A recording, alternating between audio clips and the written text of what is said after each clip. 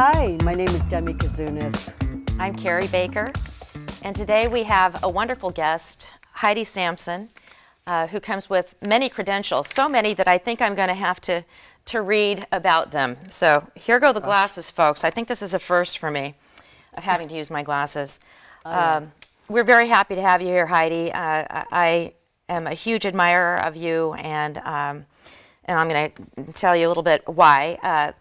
You're a resident of Alfred, Maine. You're a current member of the Maine State Board of Education and the first homeschooler appointed by the governor to be on the Board of Education. That in itself is truly remarkable. You have such a varied background. I think I'll let you talk a little bit about your background because it is really quite something. And we've invited Heidi here today because, well, for two reasons.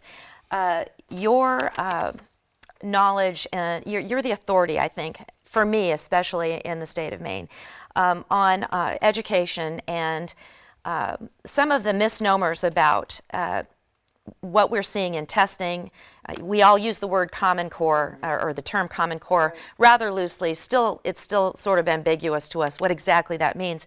But you go further and you drill down into something that is called proficiency-based education, which I don't believe many of us even understand. We don't know what it is and what it really means to us as parents, as schools, in our states and the country. And I'm really happy to have you here to talk about it. And then lastly, of course, you've announced you're running for the House District Seat 21, and I couldn't be more happy. What a hard worker, and what a great background. So hopefully you'll win, and Maine will be well served if you can get into our Congress. So, well, thanks. There you go. Thanks. Wow, kind of sobering and humbling. Just in a snapshot, my background, since I was in high school, I wanted to be a marine biologist, and my passion was marine mammals. And I worked for the New England Aquarium when I was in high school, taking care of marine mammals, and then I went on and became a marine biologist, working with whales for the New England Aquarium. I worked at Woods Hole Oceanographic for 4 years, and then the New England Aquarium. So my background is research and marine science specifically. I moved to Maine, started having a family, and life changed, obviously. I couldn't be living this idyllic nomadic lifestyle. Right. And even though I thoroughly enjoyed what I was doing, times change. And so having children, a variety of things took place, and I started homeschooling with the support and encouragement of my local principal and superintendent. Wow. Because I had developed a children's fitness program. Fitness and sports and conditioning, sports medicine was a sort of a dual track of interest of mine. So anyway, with that background, I created a children's fitness program called Fun of Fit, that we exercise for the fun of fit. Fun of Fit. Fun of Fit. Oh, fun love of it. That. Yeah. Fun of Fit. And we pilot it in the Alfred Elementary School. We're talking 25 years ago. Wow. And so anyway, that program, I spent a lot of time on the road promoting that, and it was picked up nationally. And it was really a concept that I work in concepts that people can then take and create, things that tailor-make things for themselves. So anyway, I ended up homeschooling, and I thought I knew how to educate. I went to great schools, no problem. Right. Well, reality check. I had no clue. So because of my background in research, I decided I would start digging. Yeah. I didn't want to reproduce or basically not reinventing, but reproduce what they were doing in the school. It was not working for my child, who at the time was just turned 9. And so anyway, I started researching, and I went way back. I mean, I'm talking going back to the Greeks and the Romans and the Hebrew and and looking at. Did you say Greeks? I said Greeks. Yes, they had some brilliant things going on, by the way. Yeah. So anyway, I wanted to look and find examples where education was applied and great things happened. So I pulled together all my research and I developed a philosophy of education. And let's just say it doesn't exactly line up with a philosophy that's being pushed in our public education system. Because there again, it's an institution, and I could do things at home that they can't do. Right. So had a tremendous run with homeschooling. It was probably the most humbling, gut-wrenching, challenging experience of anything I've ever done. Absolutely. But the net results have been phenomenal. And so I found, well, actually. Why do you say that? Are your kids, so if you're homeschooling your children, the net results were phenomenal. So you They are, essentially, it's kind of funny because right now when you listen to things that are out in the media and everything, what they're trying to do, and I'll get into what they're doing in the schools, one of the things they're really trying to tap into is cultivating curiosity in lifelong learners. Well, I'll put it right out there now. They're doing just the opposite. And as much as they put talk into it, the net result is going to be the opposite. They will shut this down. I've actually tapped into it, and not only with my own children, but other children that I homeschooled and parents who I've mentored through the years, because I'm a homeschool leader in the area, and I've gone around the country actually in Canada and in South America doing education seminars on this principle. Wow. And sort of these philosophies. And cultivating curiosity is a huge piece. Yes. And so I can honestly say that has been planted in my children and now in my grandchildren. And to see that, and that's what creates lifelong learners. Yes, And, I agree. you know, if you were to pick one thing, that would be the one thing that you're looking for.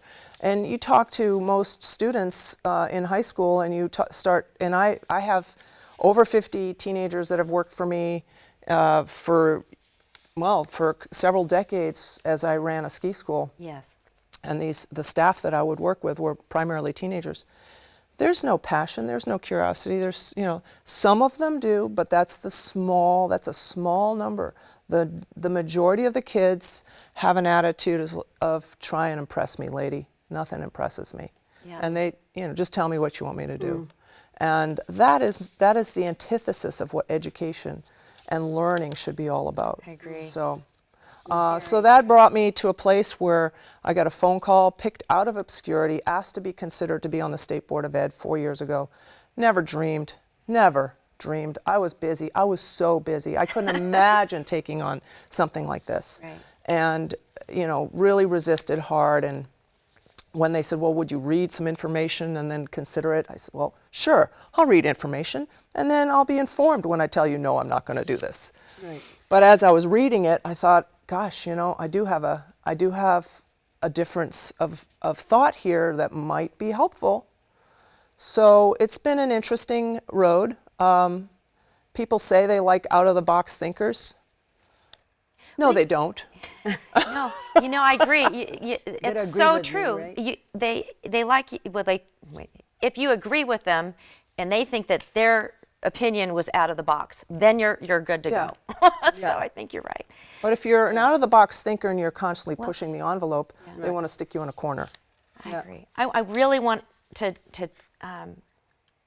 give you plenty of time to explain this proficiency-based education and what it is. Yep. But right before you get into that, could you just briefly tell? I mean, one of the things that I found interesting about you when I heard you speak before was that you have an international place of reference. I mean, like you said, you've done seminars in South America and Canada, but you also spent some of your youth in the German school system in Germany. Right. And I think when you speak to that briefly, it kind of really gives us a little bit better perspective as to, why we should be aware of what's going on in the United States. Right. That's a great point. Yeah, okay. I grew up overseas, in the Middle East and Europe. When I think I was 5, when I finally went from the French kindergarten system in Beirut, Lebanon, that's where we used to live, into the German school system in Beirut. And then I stayed in the German school system, and we moved all the way, we ended up in various places in Europe, and I was always in the German school system. Okay. So the model of education that we are now following is the German model.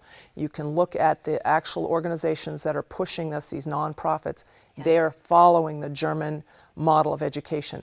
And not that that's bad, all of it, we can't throw out the baby with the bathwater. However, the driving philosophy behind it is definitely not to open people to a variety of options. It's very narrow. And that's, you have the Eastern Bloc countries, you have Germany, you had West Germany and East Germany when I lived there, and yet there was a similar philosophy, and that was we, the government, knows what's best for a child. And we, the government, will direct their education and their future. And I, for example, because I was always on the move, I still am. That's the way I'm wired.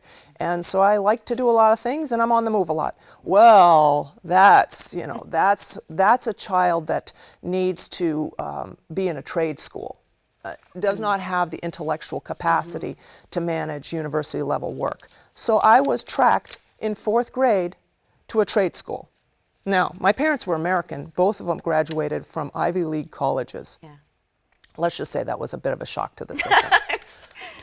That's an understatement. Oh. So when we moved here, I started in the 6th grade, and I had to learn to read and write English. And I graduated early from high school. Yeah. Got a double science major with a minor in science in college. I think the German system would have failed me. It would have failed you. I mean, and how many others would it have failed? I mean, you don't get to explore your potential. And Exactly. I mean, and to determine it at fourth grade Thank you. is beyond insane.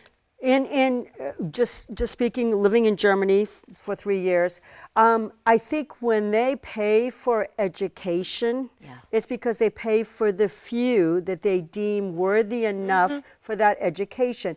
Here in the United States, for example, we have at least 50%, well now 80% go to college, about 50% graduate. But in the European model or even the Common Core model, they would be probably maybe 20 to 30%, which is what European standards are. And I think people need to understand when you allow government to come in and regulate and take over and yes, offer free education, you got to be very careful. Oh, very careful. And you think about it, why do you think all of these Europeans come here for college? That's right. Because they can't get out of the track that they've been put in. And only the rich kids get an education. So once you start down this road, you're going to have a class system happening really quickly. Absolutely. Which is what we came from. Most of us immigrated to the United States to avoid this. And here we are trying to mimic it. Right. It's Right. outrageous to me. Explain to me, what does Common Core mean? Because so many of us, I don't even understand it myself, and I've read about it, but I mean, you're There's the a lot educator. of rhetoric out there. There's a lot of propaganda out there. And there's a lot of information that is readily available, but even the local administrators, I mean, I'm talking local state of Maine, from the Department of Education all the way down to your local principals here. They are basically regurgitating the information that they have been told, that this is a state-led initiative, that the governors, the National Governors Association and the Council for Chief State School Officers, those are your superintendents or your commissioners of education, that they created this. It isn't, that is an absolute lie, and it's absolutely, that is what's perpetrated, that they're saying. This was, you had all these teachers involved. The reality is, and this can be documented, you can just Google these things. Bill Gates, you had David Coleman, who is known as the architect of Common Core. He approaches Bill Gates with the idea of having this nationalized curriculum, and we need to start with standards. David Coleman is a data wonk. He is all about data collection. think about Bill Gates and what he does. Yeah. People, hello, this was a match made in heaven. Yeah. So then they go to Arne Duncan, the Secretary of State, Secretary of Education for the U.S. Department of Education, and they put this whole thing together. Now, keep in mind, constitutionally, the federal government is not allowed to impose curriculum standards or assessments on states. So now we have to come up with this sort of smoke and mirror shell game. We have to create this facade that we are not, the federal government is not doing this. So they put up all these entities, nonprofits. You have Achieve. You have that's. I could get into the weeds here. So all I'm going to say is that it started with a handful of people that actually wrote the Common Core standards, the English standards and the math standards. It's the Common Core state standards. Yeah. So I think it was 45 states adopted them. And that was back in 2010. Maine agreed to sign on to the Common Core state standards in 2010, sight unseen. They had not even been created. And so then they had to apply for the Race to the Top. The Race to the Top grant was funded by the stimulus package in 2009 that was supposed to stimulate the economy. Yes. Millions and millions and millions of dollars were put into education. Now we have this carrot put out in front of all the states. You could get money if you apply for this grant. Well, there were two waves, and Maine was in the second wave, and we didn't get any money, but we signed on. In order to even be considered for the Race to the Top funds, you had to sign on to the Common Core standards. Yep. And so in 2010, they weren't even created. Maine, for example, they filled out their application, they submitted it. Now this is kind of interesting. The deadline was June 1st, 2010. The day after we submitted our application, partial standards were released. The day after. So everybody's buying into this. They had never even looked at these standards. They're highly problematic. They're developmentally inappropriate. They've completely changed the English requirements. There's a whole change in the way they do math.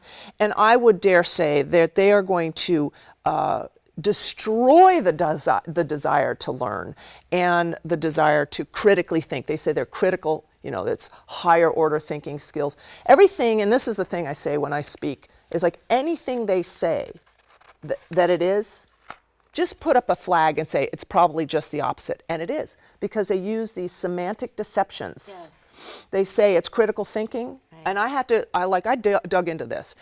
It's not critical thinking, it's coerced thinking, because critical thinking means that if you literally look at Socratic thinking methods, that's going back to many, many, many years ago, those Greeks had some good stuff going on. Yeah. I don't know if I'm related to them, but it's okay. Yeah, so you must be somehow, yeah. You can come up with an initial concept, and the end result could be extremely varied. Right. That is what critical thinking is. Right. However, in this system, critical thinking is, we want them to come up with this conclusion in the end. So we're going to eliminate certain bodies of evidence. There you go. And we're going to take them down this merry little pathway, narrowing their options, Right. and they're going to come up with that end conclusion that we desire for them to have. Right. That is not critical thinking. That's coerced thinking. It's coerced thinking. And you can look at everything. Yeah. It's all this double entendre, the semantic deception. They use words that disarm the public to say, we don't need to worry about this because they've got our students' best interest at heart. And you know what really bothers me is, I'm seeing it in medicine. Everybody out there probably knows I'm a dentist.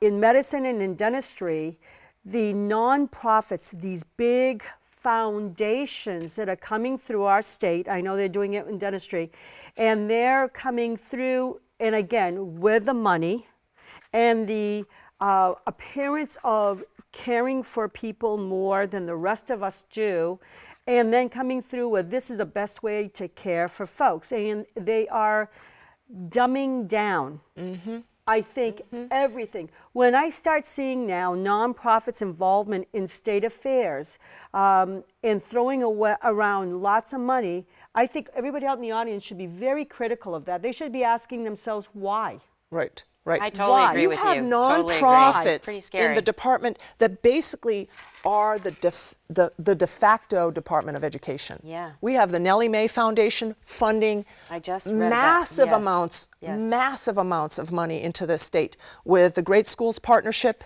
Educate Maine, the Reinventing Schools Coalition.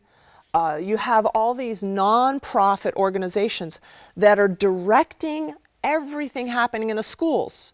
And I mean, with and the medicine, Department of Education Kellogg, yields to them. Pew, if you look at what's happening in medicine, and my colleagues in dentistry and medicine, and chiropractic, probably everything out there, you look at these big companies that are coming in, throwing money around, paying for things that you would make your hair, even very right groups, these nonprofits coming in and handing out money and asking yourself, why are you coming into my state and dictating care or education or anything? Look closely. And here's a prime example, I believe, of what we're seeing. This national, and I'm not sure where the profit is coming, but there's some reason behind all this. Oh, the textbook companies are making money. Yeah. There we go. You have the software industry making just mountains of money. And I'm not opposed to people making money. However, they're using collusion, manipulation, deceit. They're bullying people into submission. And you go to the legislature and you present facts to them. Oh, sorry, you're the public. You don't know anything. You're ill-informed, even though we're doing the work that legislators should be doing in many cases, rolling up our sleeves, doing the research, presenting them with the information. We're going to dismiss all of that. You're just a stupid little public person. Right. We're going to listen to all these nonprofit talking heads who are making millions of dollars on the backs of us, the taxpayers. And as Demi alludes to, who's backing them? It's not just, people think they're a nonprofit.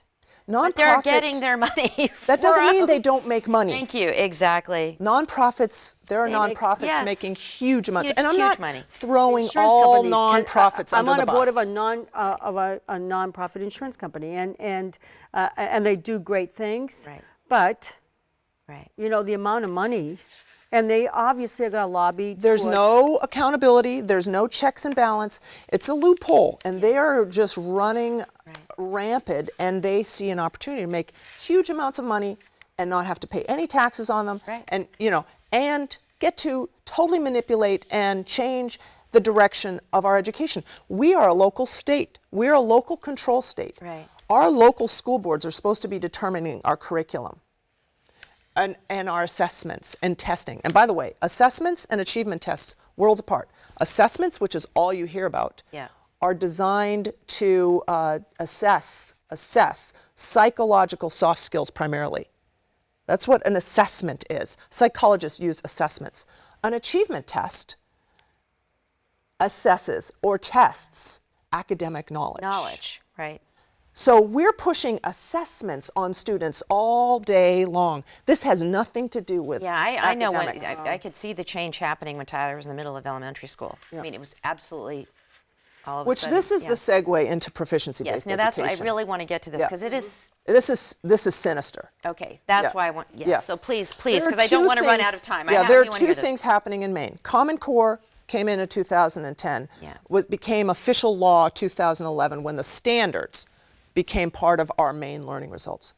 2012, we passed the proficiency-based diploma law. Right. And LD 1422. And that was so that all schools in the state of Maine, all public schools, have to provide a proficiency grading system with their diploma. They have to have a proficiency-based diploma. So proficiency, another one of those words. Who doesn't want their child to be proficient? I'm a homeschooler. You better get this, buddy. We're going to keep doing it until you get it. Right. And then we're going to move on. Right. That sounds wonderful. No, it's not proficient. It's about being compliant. Yeah. Assess, assess, assess. You want to assess all the soft skills. Now, I went to a local school not too long ago, and they were talking about their proficiency-based grading system. And you can read the law, and there's a whole lot. Different districts are determining their standard of proficiency, when they're going to be fully proficient, and when they're going to be rolling these out. So it was supposed to be 2017. Now it can go out to 2021, depending on where you are. So, but the point is that every piece of education, they have to, for proficiency-based, students need to meet the 8 content areas, be proficient in the 8 content areas. So that's math, English, science, history, art, phys ed, career, and I'm missing, and a foreign language. Okay, and then the five guiding principles. Sounds wonderful, right? Right. Well, the focus is those 5 guiding principles. And now there's legislation going through right now because this is collapsing under its own weight after only a couple of years. Yeah. And they actually submitted legislation to say, okay, this isn't working, so we're going to have them be proficient in 2 areas, math and English language arts. And then they can pick 2 others. Well, you know what? I know what I would have done. Oh, phys ed. I'll do phys ed, Right. and I'll do art. You know, Right. and then they can graduate and be proficient. What a crock. I'm sorry, but it is. Right. Now, thankfully, they had a come to Jesus moment, Yeah. I think. Good. Yeah. And the legislatures decided, oh, well, let's do the 4 content areas of math, English, history, and science. Right. And then students can pick 2. The goal being over a period of time, they're going to be up to that 8, those 8 content areas. Right. Well, think about when you were in school. There were certain things you probably had a passion for, Absolutely. had an affinity to, and then there were things that you couldn't give a rip about. Exactly. Why are we focusing on these kids have to focus on their weaknesses? Right. We should be focusing on their strengths. Right. But anyway, that's a whole nother subject. Right. So that's in place. Now, these guiding principles, this is what I want parents to be aware of. And this is what's the real problem with proficiency-based education, is these habits of mind, habits of work, guiding principles. Yes. And I have, okay, so this sounds so benign. 5 of them. A clear and effective communicator. Sure, that's great. If you have the ability to do that, sure. Are all children going to be proficient? And who's determining what's proficient? A self-directed lifelong learner. I beg to differ with this. Yes, this is what I would want, but I'm telling you that the way they're going about it, they're going to kill this. In the majority of students, they will destroy this. A creative and practical problem solver. Well, I hate to tell you, some kids are natural problem solvers and Right. others couldn't give a rip. A responsible and involved citizen. Well, yeah, that's what actually the founding of this country, that was one of the primary purposes of education. Okay, but who's defining citizen? And what does it mean to be involved? Does that mean we're producing a bunch of little political activists? Right. And whose politics? Yes. Right. Who are we listening to? Well, I could answer that question, but Yeah. I'm not going to because I have a child in the school district. And then finally, it's to an integrative and informed thinker. What in God's name does that actually mean? Yeah. So they have a rubric by which they're doing this. So let me take this down into a more, where the rubber meets the road. Okay. Okay. Here's some habits of mind. Persistence. Okay, stick to it. Managing impulsivity. All right, sounds great. Take your time. So they want them to learn to take their time. Listening with understanding and empathy. Just think about children that you know and think about the spectrum. And I'm not talking the autism spectrum. I understand. I'm talking about the wide range of little people that are running around here. Thinking flexibly. One of my children, I had to put him in Gumby school because he was not a flexible thinker. He was going to learn to be flexible. I'm sorry. Oh, I snorted. I'm sorry. Okay, go ahead. Yeah, the School of Gumby. That's a special school love that. children can go in if they know me. Yes. I love that. Thinking about thinking. Metacognition. Who's judging all this? Teachers. And they are able to judge this? Okay, you're just bringing up a loaded question. This is psychological profiling. It is. Exactly. And who's determining who's got the persistence or the grit or the tenacity or what measure of empathy? Who's determining that measure? Right. And, by the way, folks, their graduation is tied to this. I was so shy in school. I can tell you. What happened to you? That's so painful. Did you record this? No. Yeah, I was extremely shy. I test shy, believe it or not, and I'm very ADD. Don't be surprised. Anyways, I can tell you right now, I'd have a little problem with some of these. I think my teachers would be going, yeah, not very proficient in this They're area. starting this in kindergarten. Hey, I can, yeah. And thinking interdependently, working together. Okay, let's just stop and think about how this country was established. Do you think we had a bunch of working interdependent people working together? Right. No, it was rugged individualism. Exactly. And they had to take risks. Yes. And they were either going to be the hero or the zero based on what they did. And, seriously, what are we trying to do? Oh, I can't do this, Demi, unless you go with me. Yeah. Well, we're going to create a bunch of, I'm not opposed to people working together. But what about those people that are individuals and independent and can do things on their own? I'm telling you, if you create a bunch of interdependent people, you'll have no one standing up for what is right in Augusta. Absolutely. Or in D.C. I totally agree. Okay, let's make everybody have the spine of a linguine. It goes so far beyond. I mean, it's in education, it's in sports as the kids grow up and they're younger, and it's let's have 2 all-star teams because we want the kids that didn't make the all-star to be on an all-star team. Right. And even though they lost 30-2 in a baseball game and were humiliated beyond belief, but at least they got to have a uniform and a trophy. And the thing is, kids, because I've coached for years, for decades and decades, I've coached. Kids know when they haven't done something quite well enough. And then to give them a trophy, I was an anti-trophy coach.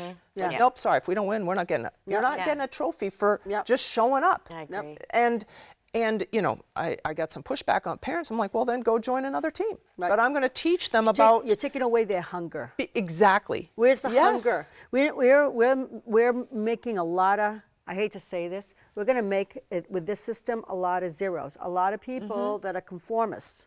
And there is no hunger. Common. They're all going to be common. Very much designed. Well, isn't that the goal? Common. So that we're all the same? Isn't that the goal? But see, here's the irony of this, actually. They talk about individual plans for children. We want to celebrate diversity. And I'm not saying that in a mocking way, but I want to illustrate a point. You're going to celebrate all this diversity, yet you're making everyone homogeneous. They have to all be the same because they often have to all meet proficiency in thinking about thinking or thinking interdependently or, finding humor. Finding humor. Yeah. Well, who determines what that level is? Yeah. Now, here's the big problem. All of this, these are soft skills, psychometrics. A psychologist, if he were to collect any of this information on a child without parental consent, she or he would lose their license. Yep. Now, what about teachers? They're not trained psychologists. No. They're going to a workshop. They're given a rubric. That's what they keep telling. But Heidi, we have a rubric that we're going to measure. Right. It's like, who determines what the standard is? Shouldn't that be my job as a parent? Yeah. Because, I had a superintendent get really upset with me, and he said, well, grit. Let's take grit for an example. You know what grit is. You wouldn't know what grit is. You know what grit is. I'm like, excuse me, but my definition of grit and your definition of grit are going to be worlds apart. Exactly. Trust me. Exactly. And this is what we're tying children's graduation to now. Yeah. And I have parents going, this is what I like about this. This is the best part about this. And they don't even realize that their children are going to be their behavior is being modified by others than you. It's so being modified. So back in ancient times, when I went to school, everything was very individually based. We all had to do the same projects. I had to do my own deal. You submit your presentation. Everything in schools now, and has been leading up to this for the past several years, you have your buddy. Your buddy that's doing the project with you. You have your quad that's doing the math with you. And if your child is one that's really quick or is the one that gets it quicker, he's responsible for his quad. And so I look at it two ways. Maybe it's developing a leadership. I'm trying to look for the good. But oftentimes I have a child who comes home and says, oh, I am so frustrated because I spent the whole time trying to get these guys to do this. Where's the critical thinking in this? And also, it's very confusing for a kid who, in a certain class or science, everything is your buddy. You're going to do this, and it's a joint effort. And then all of a sudden, it wasn't specific enough, so the two kids actually wrote the same things on when they submitted. Well, guess what? Right. They got in trouble for colluding. Yes, but think about. But it is so. I was so irritated with that point that I actually had to say something, because it is confusing. Even as a parent, everything's a buddy system. I have to take my child to somebody else's house because they're having to do this thing together, and it's very. The world is not like that. Personal responsibility. Even business isn't like that, and I don't know what model what are they preparing these children for? Because in the real world, yes, in the business world, corporate world, yes, you have teams of people, but you have leaders, you have facilitators, and they're the ones that are being they're in that position for several reasons. They have innate leadership qualities. They are natural facilitators. There is a reason for that. And we are wiping out that whole. Well, there's two things that you're bringing up, which is great, because really, in order to bring effective problem solving to a situation, you have to have a bunch of individuals who have developed and have thought critically about a whole host of things. That's right. And then you're bringing people to the table that have something to contribute. There you go. But what about personal responsibility, where you stand and fall based on your actions and your decisions? We're eliminating that. We're going to teach them, a generation of kids, to go, it wasn't my fault. Never taking personal responsibility. When you strip people of their personal responsibility, you completely stunt their ability to take on things for themselves. And so you have, oh, well, I can't do this by myself. Where's my buddy? Well, you know what? Life is not about that. No, you will never be in that. So if we're trying to train them for life, and they keep talking about how this is preparing them for the workforce, well, what workforce? A factory? That would work for factory thinking, a factory model thinking, but not if you want entrepreneurs, not if you want job creators. And what is going to make this country thrive? Let's just look at the state of Maine. State of Maine has a lot of small businesses. We need entrepreneurs. We need people that are innovative, that are creative, that are going to look at the world around them or their state or their town and come up with creative ways that they can serve the members of their state in a product that is beneficial. That takes individual thinking. And guess what? When you're an entrepreneur, you will either be the hero or the zero based on your decisions. And it's all about personal responsibility. And it's all about you stand or fall based on your decisions. We're not training these kids to have any of that. And how you hire your teams of people, your staff, how you hire them. That's very critical. You want self-starters. You want individuals who can think for themselves and make some decisions. Do I want you to come to me every 2 seconds and say, well, what do you want me to do now? No, well, use your brain. It's called autonomy. You want autonomous workers. You want people who can, and then you create that environment where, and at the end of the day, everybody takes responsibility. If you're the owner of the company, eggs on your face at the end of the day. Exactly.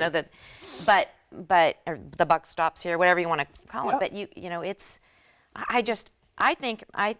I think it all sounds fuzzy, warm, fuzzy, and interesting. And I think that there are a lot of people out there that are misled by how it's wrapped. They want, what this is going to do is to create everyone that's going to be common. There's going to be no uniqueness in individuals. Yeah. I mean, I'm always talking about find the flicker, fan the flame. Everybody has a different little flicker. Everyone has a different set of skills. Yeah. You need to focus on the strengths, not the weaknesses, because it's the strengths that are going to carry them forward in life. Absolutely. And that's what you have to raise that up instead of pressing everyone down, making them all common denominator and a compliant. Just, they want compliance. Because how ultimately do you get a managed society? By complete compliance. Compliance, that's regulatory. Where they aren't thinking for themselves. You don't want any little, get all the little ducks lined up. You don't want a little duck raising its head above the other ducks. There you go, right. How does this affect homeschooling and your charter schools? I mean, it sounds like, thank God to our administration, that our governor and the legislature is pushing towards at least allowing some parents to put their children into charter schools or homeschool them. Explain how this would affect that. Really good question. Two totally different things. Charter schools or public schools? I was on the Charter School Commission, and I've been saying this now all along, and I've talked with the governor's staff about this. I have a concern with this because they have to do the same exact assessments. Yeah. They have to comply with the same proficiency standards. They have to do the same stuff. So the thing with assessments is that the standards drive the curriculum to the assessments. So when they say it has nothing to do with curriculum, Heidi, these are just standards. Well, anyone that's teaching knows that your standards are just the benchmark that you drive your curriculum to. For example, if I'm going to be teaching multiplication tables, my standard is they're going to all learn their multiplication tables. You're going to come to my class, what do you think the curriculum's going to be? Multiplication tables. We're going to be doing multiplication tables. Well, we'll be doing them all kinds of ways because in the end they have to do this test to measure whether or not they know that. Yeah. So it's a semantic game that they play. It's not curriculum. That's hogwash. Anyone that knows anything knows that that's a load of you know what. I live on a farm. I wasn't going to say that. It's okay. Yeah, I deal with this all the time. But so that's the problem with the charter schools. They are now, none of them are in a place right now where they've had to meet all these requirements. This is all coming out in bits and pieces. So people are like, oh, this isn't happening. Right. Not yet, but in certain schools it's happening sooner than in others. Now with homeschoolers, that is an area where there is autonomy. The laws in Maine are very favorable for homeschooling, and we want to keep them that way. Students can choose to use whatever, parents can choose whatever curriculum. They can take advantage of dual enrollment in high school. They can be taking college courses when they're juniors in high school. They can participate in the public school system on extracurriculars. They could even go to the school and take a math class or whatever. So there's a real diverse model there. That's wonderful. And so you have homeschoolers that use a traditional curriculum to unschoolers that use, there's a whole host of ways of unschooling. Unschooling doesn't mean they're not being educated. Yeah. It's not the institutional government model. It's not using that. So you have rich literature and you're doing practical things. They're learning, okay, so for example, if actually there was an article in the Portland Press just this weekend that was excellent about homeschooling. And for unschoolers, the example was given, well, instead of reading about the monarch butterfly life cycle, we can watch it. Go out and find the milkweed and then look for that little caterpillar and watch the process. And, so that's an example of unschooling. I would dare say that's an effective tool for education. Yeah. In anything you're learning, whether it's unschooling or traditional. And my understanding is homeschoolers do better as a whole than traditional schoolers. Yes. Yep. And they outperform on tests. People, they say, well, they don't do well socially. That's such a bunch of baloney. And that's just a convenient cop-out. But they really, they can be very diverse and very versatile. They can start pursuing things at a younger age than their counterparts because they have a flexible schedule. Right. Interesting. Well, I think we have to, I'm looking at the time, and we're probably going to have to wrap this up because I want to give you a minute to talk about your My campaign? Your campaign. So, and we should have Heidi back. I mean, it is, especially as things progress or something unfolds, I know that. Yeah, there's some bills Put a going bill through right now. I mean, you might quickly mention that. Well, the bill right now, I think it looks like it's passed, and I think the governor's going to veto it. It's LD 1492, and actually I agree with him vetoing it because it was going to just put on new layers of bureaucracy, and it was essentially a rebrand, bait and switch of what they've been doing all around the country, and I don't want to be a part of that. Okay. All right. Well, that's good to know. Good for you. Good for you. Good. Thank you for all that you do, and for enlightening us. I heard about everything, but did I understand what Common Core meant and what proficiencies meant and these testings meant? Absolutely not. And you've enlightened me and made me understand. You know what? We're supposed to be a country of individuals, and we're supposed. Diversity is everything, and yet. I thought our country was all about diversity and embracing it, but it sounds to me like the opposite is occurring. Very interesting. So remember proficiency-based education. Remember that terminology because it's not all that it's cracked up to be. All right. True. Very true. Thank you for having me. So you are running for office. Yes. You are running for office. I am running for House District 21. That's Alfred and Newfield, all of Alfred and Newfield, and then parts of Shapley, Parsonsfield, and Limerick. Wow. And I think it was the fire was put in my belly when I started realizing that I'm tired of just being a voice. I need a vote, and that I think more concrete information on education needs to be brought before the legislature. I think there's an awful lot of these nonprofits that are feeding them stuff that I can prove that it's not true, but for some reason it's the nonprofits that get more weight than the public, and the representatives are not necessarily in all cases listening to those who they represent. And so my byline is putting represent back into representative. Wonderful. Well, I can't wish you, enough luck. I know that, I hope you get the support and the votes. I couldn't ask for a better candidate running for, a seat. Well, I will definitely roll up my sleeves and get into the middle of it because that's what I've been doing ever since I've been on the State Board of Ed, much to their chagrin. Yeah, Maine needs people you. like Heidi Absolutely. representing us. Definitely, well-educated, thoughtful. So can't thank you enough. So want to thank everybody. I guess we're going to wrap this up today. So Thank you. thank you. Thank you, Heidi. Thank you.